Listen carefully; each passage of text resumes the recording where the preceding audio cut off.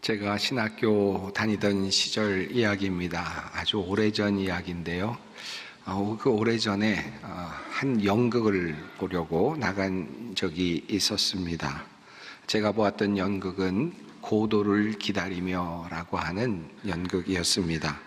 노벨 문학상을 받은 아일랜드의 작가 사무엘 베케트가 쓴 작품이죠. 이 작품에는 블라드미르라고 하는 사람과 에스트라공이라고 하는 두 사람이 주요 인물로 등장을 합니다. 그들은 어느 나무 아래에서 고도라는 사람을, 그 존재를 기다립니다. 그런데 그 이야기가 이어지는데 그 대화가 잘 이해가 되지는 않습니다. 계속 장면도 별로 바뀌지는 않고요. 그냥 비슷한 장소에서 계속 두 사람이 이런저런 이야기를 해가는 그런 연극이었습니다. 대략 대사는 이러했습니다. 우린 여기서 할 수 있는 것이 없네. 어딜 가도 마찬가지지. 고고 그런 소리 말게. 내일이면 다 잘 될 거니까. 잘 된다고? 왜? 자네 그 꼬마가 하는 얘기 못 들었나? 못 들었네. 그놈이 말하길 고도가 내일 온다는군. 그게 무슨 뜻이겠나? 여기서 기다려야 한다는 뜻이지 뭐. 내일 같이 목이나 매세 고도가 안 온다면 말이야. 고도가 오면 그럼 사는 거지. 여러분, 짧은 대사 일부를 보여드렸는데요. 좀 이해가 되시는지요? 어떤 이야기를 하고 있는지 잘 이해가 안 되죠.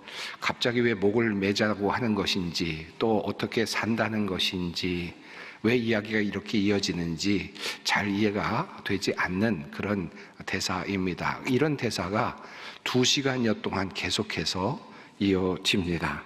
두서 없는 대화, 그리고 또 무의미한 대화 같은 그런 내용들이 계속해서 이어집니다. 또 심지어는 대화가 제대로 이어지지도 않습니다. 한쪽에서는 밥은 먹었느냐라고 묻는데, 그런데 그 대답을 하는 다른 쪽에서는 나는 술이 싫어라고 그렇게 대답을 하는 그런 대화의 연속이었습니다.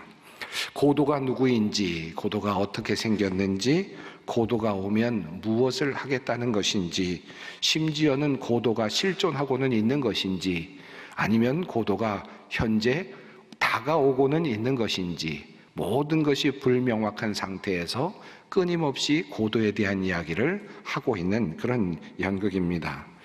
저는 그 연극을 보면서 줄곧 그 고도가 누굴까?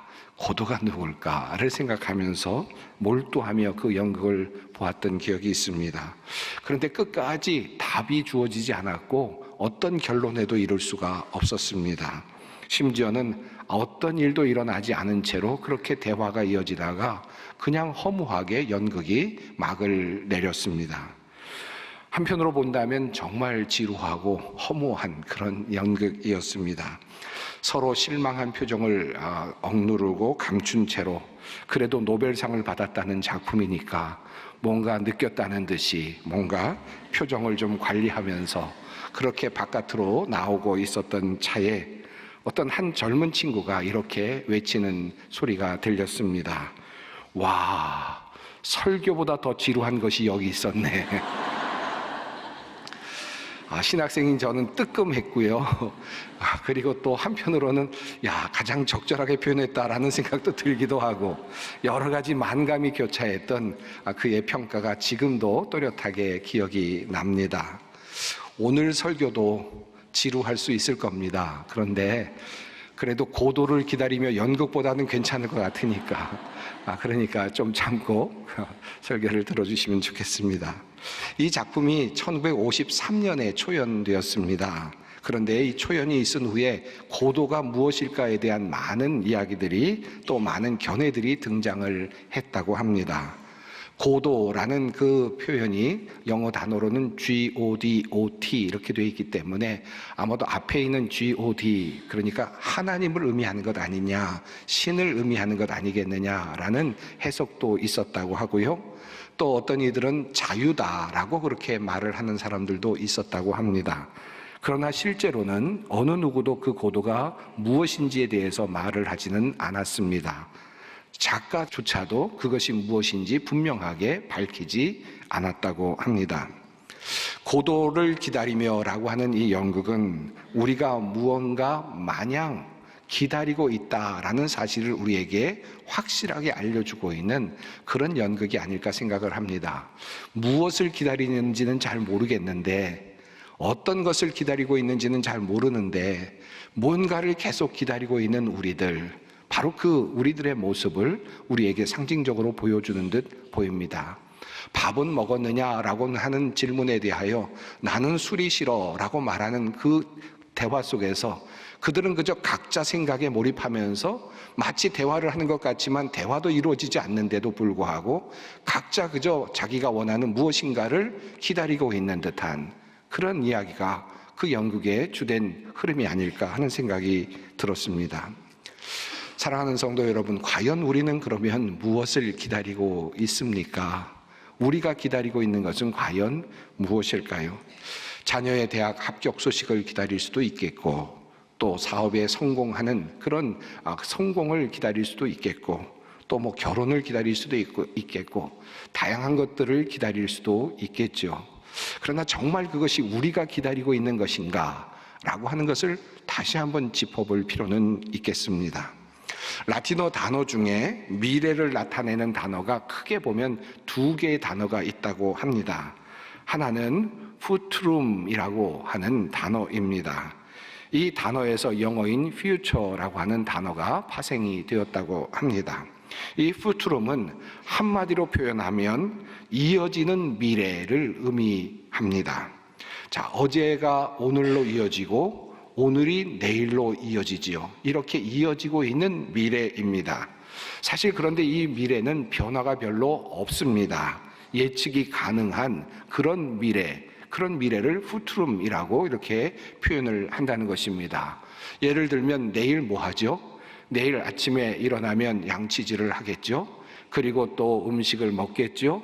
혹은 또 출근할 수 있도록 또 옷을 입겠죠. 출근을 하겠죠. 그곳에 가서 또 회사에서 일도 하겠죠. 나름의 이런저런 일들을 하고 또 퇴근을 하겠죠. 그리고 와서 저녁을 먹고 또 잠자리에 들겠죠. 이렇게 이어지는 미래입니다. 예측이 가능한 미래. 그래서 사실은 이 미래는 닫혀있는 미래일 수도 있겠습니다. 우리가 종종 내일 뭐 할 거야? 라고 물었을 때 대답할 수 있는 미래. 그 미래가 바로 futurum이라고 하는 미래입니다. 그런데 라틴어에는 또 다른 단어로 사용되는 미래 의미가 있는데 그 단어는 바로 adventus라고 하는 단어라고 합니다. 이 단어는 우리에게 다가오고 있는 미래를 우리에게 의미하고 있습니다. 조금 설명이 필요하겠습니다. 만약 우리에게 11월 13일, 2025년 11월 13일이 무슨 날입니까? 라고 묻는다면 일반인들에게는 그저 가을의 어느 날, 1년 후쯤의 어느 날쯤 되겠죠. 눈이 올 수도 있고 비가 올 수도 있고 흐릴 수도 있고 맑을 수도 있는 낙엽이 떨어지는 가을의 어느 날이라고 그렇게 말을 하실 것입니다. 조금 아시는 분이 있다면 그날은 대학 수학 능력 시험이 있는 날이다라고 대답을 하실지도 모르겠습니다. 그래서 그분들은 그렇게 말씀하시면서 출근이 조금 늦어지는 날이라고 이야기를 하실 수도 있겠고 조금 교통이 복잡한 날이라고 말씀하실 수도 있겠습니다. 한마디로 말하면 그저 예측이 가능한 미래입니다. 누구에게나 느껴질 수 있고 또 오게 되는 미래이죠. futurum에 해당이 되겠습니다. 그런데 이 날이 어떤 사람에게는 futurum이 아닌 다른 의미가 될 수가 있습니다. 내년에 2025년에 대학 입시를 준비하는 학생이나 그 가족은 지금 벌써 그날이 며칠 앞으로 다가오고 있는지를 세어가고 있을 것입니다. 그날은 하루하루 다가오고 있는 미래이죠. 그야말로 아드벤투스가 되는 것입니다. 어떤 여성이 아이를 가졌습니다. 4개월이 되었습니다. 이제 조금씩 배가 불러올 것이고, 그리고 아기의 움직임이 느껴질 것이고요. 그리고 마침내 산딸이 되면 그 아이는 태어날 것입니다. 아이를 잉태했는데 아이를 낳지 않는다라고 하는 일은 일어날 수 없는 일입니다. 아이를 잉태했으면 반드시 아이는 태어나게 되어 있죠. 이게 바로 아드벤투스입니다. 확정되어서 우리에게 다가오고 있는 미래라고 할 수 있겠습니다. 자, 그렇다면 우리에게 이렇듯 확실한, 그러면서도 점점 다가오고 있는 아드벤투스는 어떤 것이 있겠습니까? 대학 수학 능력 시험, 우리나라에서 대학을 가고자 하는 학생이라면 이 시험은 아드벤투스이겠죠. 이 시험의 그 날짜는 아드벤투스가 될 것입니다. 조금씩 다가오고 있는 미래입니다. 아기를 임신한 여인에게 아기가 태어나는 그 날은 아드벤투스입니다. 그 날은 정해져 있고 다가오고 있습니다. 빌린 돈을 갚는 날, 그 날도 아드벤투스이죠. 점점 더 그날이 다가오고 있고 그날 반드시 나는 빌린 돈을 갚아야 할 것입니다. 교도소 생활을 하고 있는 수감자들에게 또 다른 아드벤투스가 다가오고 있죠. 석방의 날, 해방의 날, 이제 자유의 몸이 되는 그날을 손을 꼽아 기다리고 있을 것입니다. 그것이 바로 그들에게는 아드벤투스가 되는 것입니다.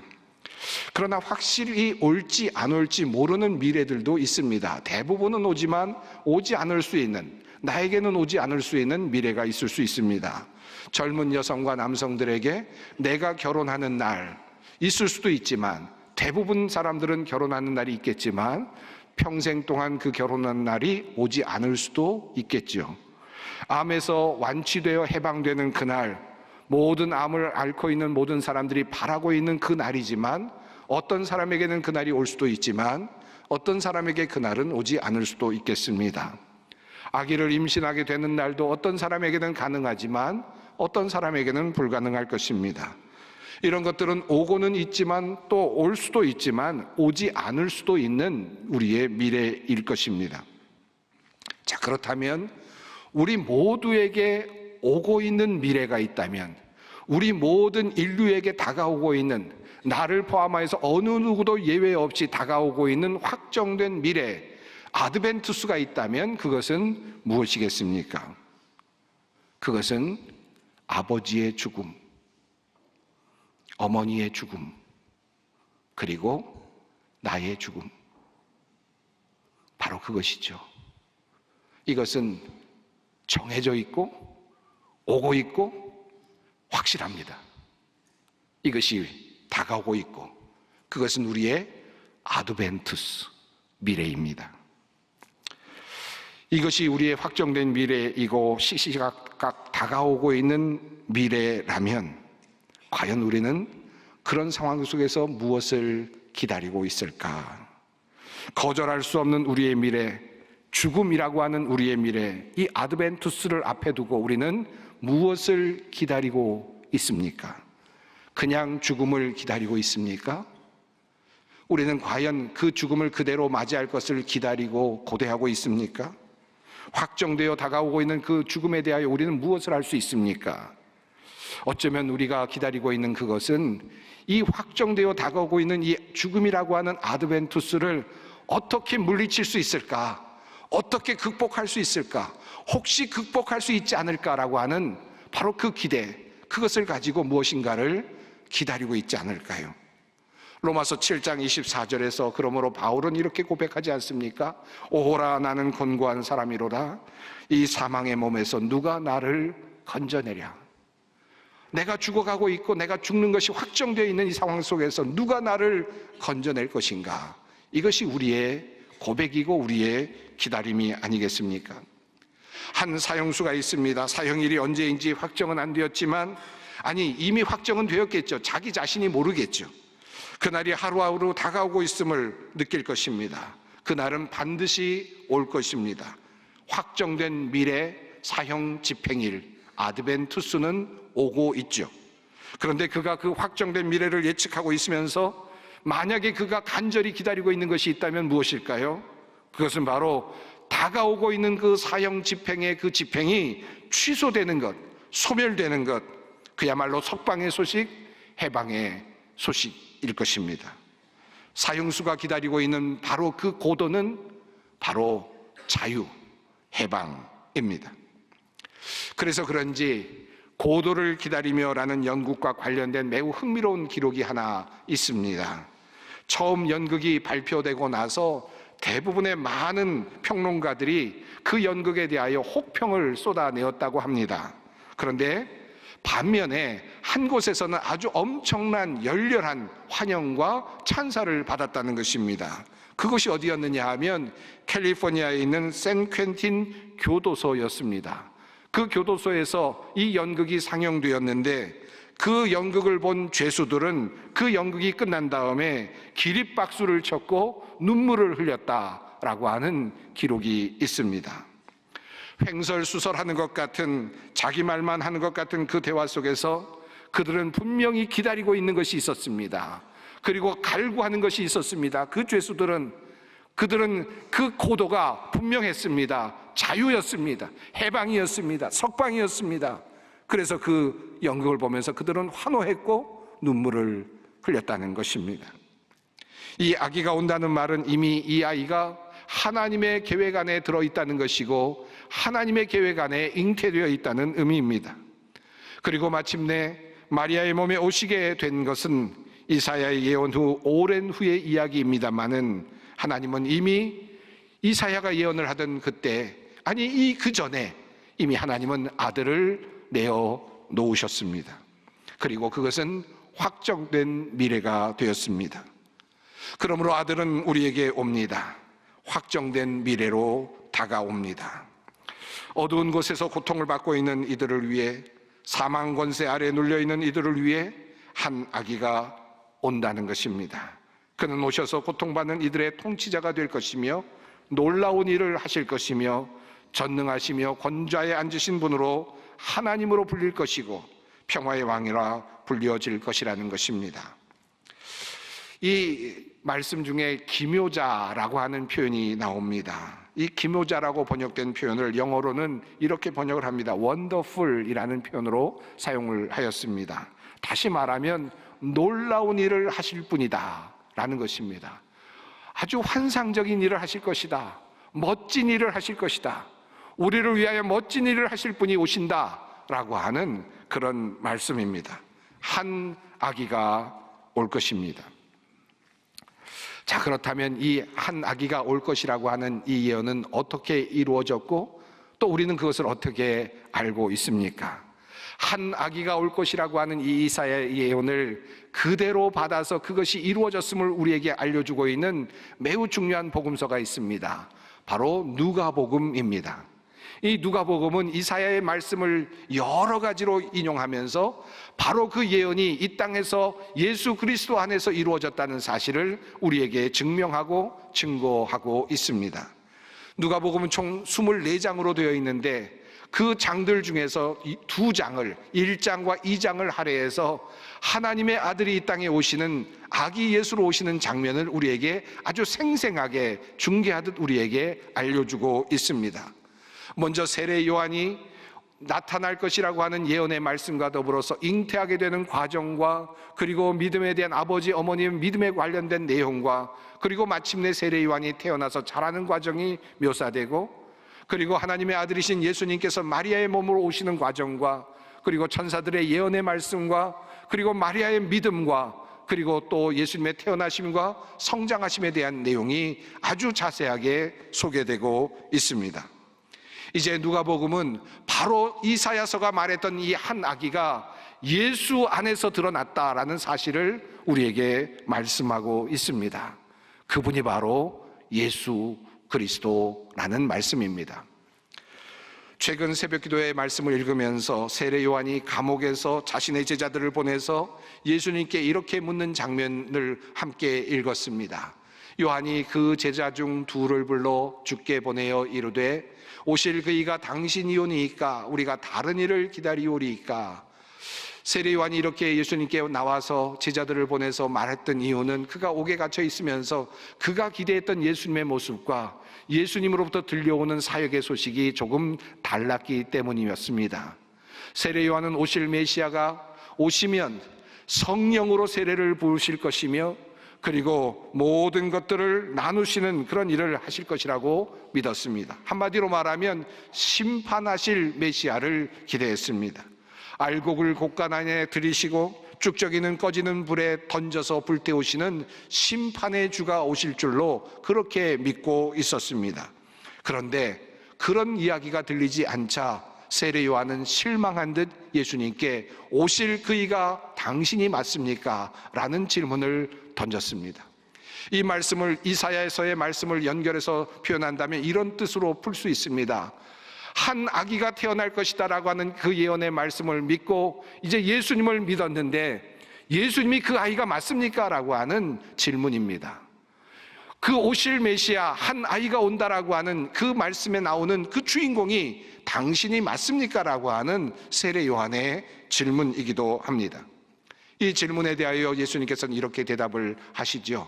예수께서 대답하여 이르시되 너희가 가서 보고 들은 것을 요한에게 알리되 맹인이 보며 못 걷는 사람이 걸으며 나병 환자가 깨끗함을 받으며 귀먹은 사람이 들으며 죽은 자가 살아나며 가난한 자에게 복음이 전파된다 하라. 이 말씀은 그저 단순한 예수님의 사역의 현장을 묘사하는 말씀처럼 보이지만 그 말씀보다 더 깊은 의미가 담겨 있었습니다. 이사야서의 말씀 안에 들어있었던 한 아기의 모습을 예수님께서는 이제 이렇게 다시 그려내 보여주고 계시는 것입니다.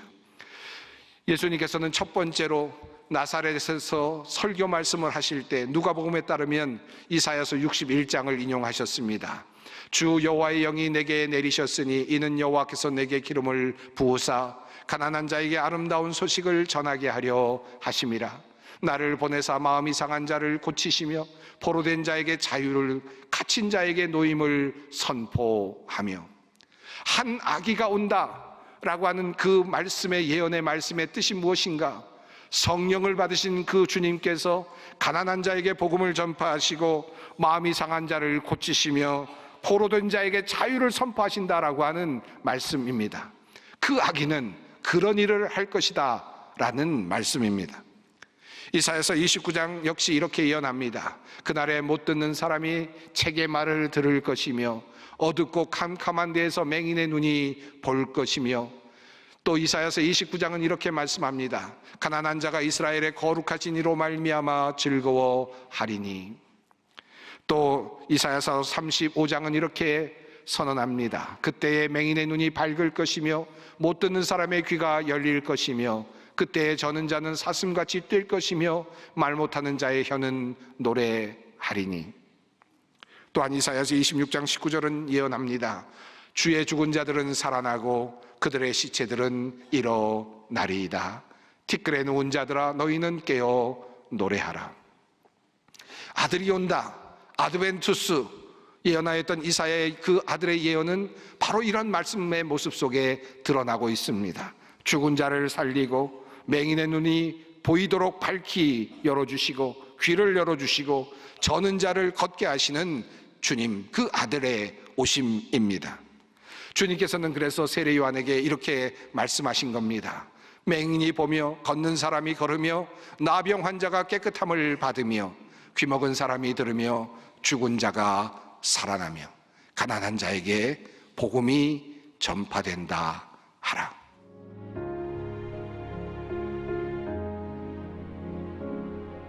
지금은 선교 헌금 시간입니다. 이 예배를 통해 삶 가운데 은혜와 회복이 충만하시길 간절히 기도합니다.